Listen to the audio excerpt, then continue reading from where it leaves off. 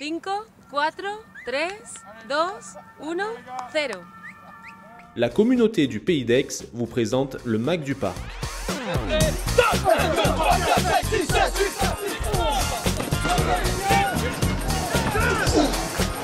Ton premier plaquage positif, imagine-le. Ton premier déblayage. Bonjour à tous et ravi de vous retrouver pour ce 4e MAC du Parc. Un numéro exceptionnel puisque Jean-Pierre Rive, le légendaire capitaine du 15 de France, nous a ouvert les portes de son atelier d'art à Grimaud dans le Var. En attendant de le retrouver mardi prochain lors de la 2e table ovale du parc au château de la Pioline, où il viendra parler du rugby d'hier, d'aujourd'hui et de demain, il nous a invités à découvrir ce qu'il appelle son paradis. Un paradis en guise de thérapie, où la rouille et le fer tordu ont trouvé à qui parler. Notre visite du Casque d'Or, c'est la rencontre de la semaine. Mais avant ça, l'image de la semaine avec une recrue supersonique pour le parc. Samedi dernier, lors de la réception de Vienne, du haut de ses 30 cm, c'est elle qui a fait le spectacle à Maurice David. Devant des spectateurs amusés, elle s'est mise au service du collectif pendant toute la partie, et plus particulièrement au service des buteurs. Elle, c'est la voiture téléguidée du parc, et nous l'avons attendue au tournant. La victoire samedi dernier face à Vienne leur a permis de conclure l'année sur une note positive. Mais avec une prochaine rencontre fixée au 12 janvier et un déplacement à Chambéry, c'est une longue période sans match qui s'annonce pour les Noirs, et notamment pour le staff qui a dû concocter un programme un peu particulier. Cette semaine, les joueurs ont eu l'agréable surprise de devoir s'astreindre à des tests physiques plutôt corsés, et on vous raconte tout ça en images. Le MAC du Parc numéro 4, c'est parti!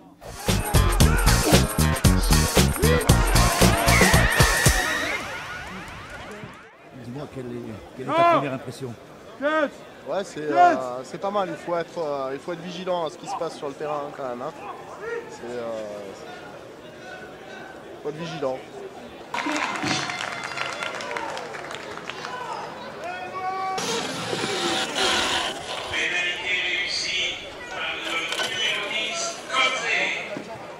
Moi, je suis un amateur qui aime le rugby et qui veut aider l'équipe du parc au maximum. Je pratique le modélisme depuis 7 bonnes années, en voiture et en moto essentiellement. Voilà, en compétition régionale et l'année dernière en compétition France. Là, on est à la mi-temps. Quelles sont tes premières impressions? De très bonnes impressions. C'est rigolo, c'est sympa et est-ce que c'est difficile à réaliser?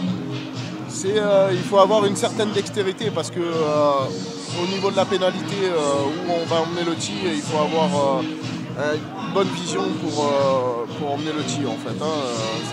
C'est peut-être pas donné à tout le monde. Voilà. Ta voiture, qu'est-ce qu'elle a de particulier? Ben voilà, en fait c'est une voiture équipée de grosses roues pour rouler dans l'herbe et équipée de 4 roues motrices qui lui permet de bien rouler sur l'herbe et sur terrain défoncé. Ensuite c'est une voiture électrique équipée d'un moteur brushless et d'un variateur waterproof. Est-ce qu'il a fallu que tu adaptes ta voiture à ce type d'exercice? Oui, j'ai dû adapter la voiture. Là, actuellement, dans un premier temps, on a rajouté une petite caisse pour accueillir le tee du joueur. Peut-être dans un second temps, l'équiper d'une gourde. Voilà. Pour quelle raison? Pour que le joueur boive un coup avant de tirer sa pénalité. Ça, c'est le grand luxe, hein? Ah ouais, c'est le grand luxe.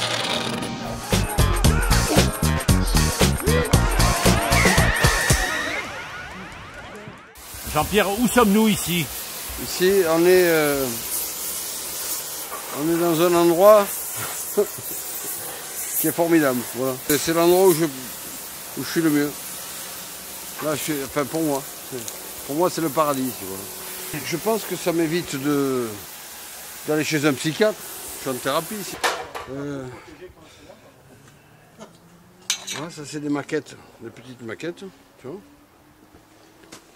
Et tu vois, ça c'est le même esprit. Pour quelle raison as-tu choisi le fer, ce matériau? Le fer, peu importe le matériau est peu important, c'est la forme qui est intéressante. C'est pas tellement ce qu'on fait qui est important, c'est l'idée qui nous amène à le faire. C'est tout le procédé, ce qu'on fait n'est pas tellement important. C'est l'idée qu'on s'en fait. C'est un peu comme dans beaucoup de choses, c'est l'idée qu'on se fait des choses, de la nature, du monde, qui fait que ça peut être intéressant ou pas. Voilà, Mais ce matériau, malgré tout, c'est une histoire de rencontre, hein, je crois. Oui, c'est avec Albert Ferraud, mon maître, qui lui travaillait de l'acier inox. Et si vous voulez, l'acier inox n'était pas très satisfaisant pour moi. Il me manquait ça, la rouille, ces espèces de signes du passé, cette espèce de transmission, de poudre magique que l'on donne. Et à travers les rebonds de la mémoire, je trouve que c'est bien, ça bouge, c'est jamais pareil. Et la rouille est symbolique, elle est le symbole du temps qui passe. Et je crois que c'est ce qui m'intéresse. À partir de quel moment on sait qu'une œuvre est terminée? J'ai l'impression qu'on y revient souvent. C'est peut-être ce qu'il y a de plus dur. La question est vraiment pertinente, mais je rigole parce qu'on avait un jour posé la question à Albert Ferraud. Il était en train de faire une sculpture et alors on lui avait posé la même question. Il dit à partir de quel moment votre boulot est terminé? Et alors il l'a regardé dans les yeux, il dit à partir du moment où je ne peux plus y arriver. Et je trouvais ça bien parce que c'est jamais fini. C'est jamais fini parce qu'on peut toujours rajouter un bout à notre bout. C'est sans arrêt en fait. Je fais toujours la même sculpture en permanence et je la finis jamais.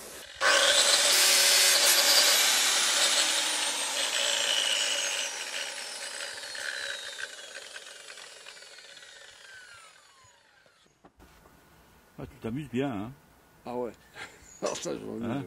Finalement, tout compte fait. Ah ouais, je m'amuse. Je vois mon petit qui s'amuse quand il vient aussi. Et je m'amuse comme lui, tu vois. Quelle place occupe cette activité dans ta vie? Ça occupe toute la place. Toute la place, c'est une réflexion permanente. Ça m'empêche de dormir et quelquefois ça me réveille.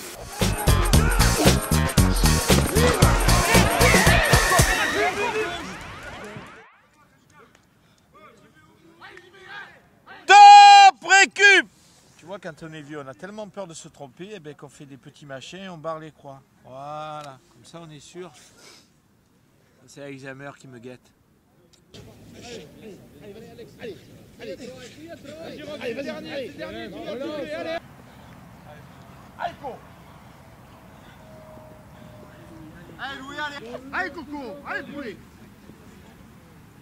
Faites-moi le plus gros score possible, d'accord?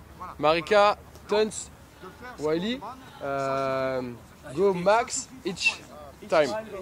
Donc là on a fait un test australien.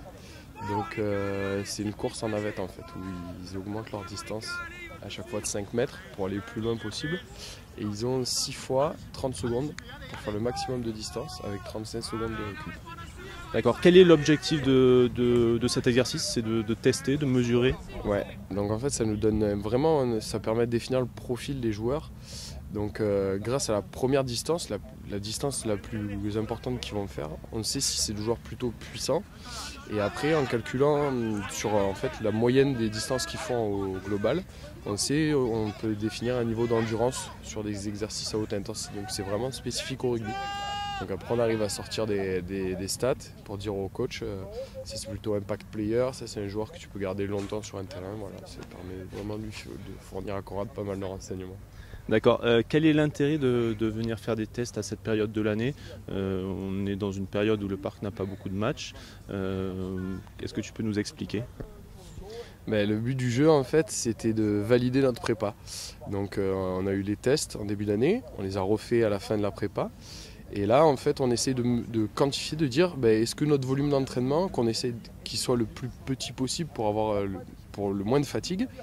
Et du coup si on a des résultats qui sont stables, c'est excellent, ça veut dire qu'en travaillant le moins possible, juste pertinent, on a réussi à garder les qualités physiques des gars. Et alors, verdict, première impression Ça s'est plutôt pas trop mal passé.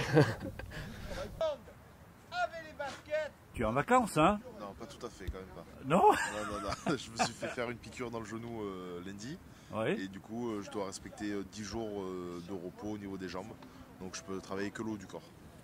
Vous me dites. C'est bon. Précise. Précise le whack. Le whack. Le whack. Le boogie. Le whack. Le whack. Le whack. Billy boogie. Le whack. Le whack. Le whack. Billy boogie tonight.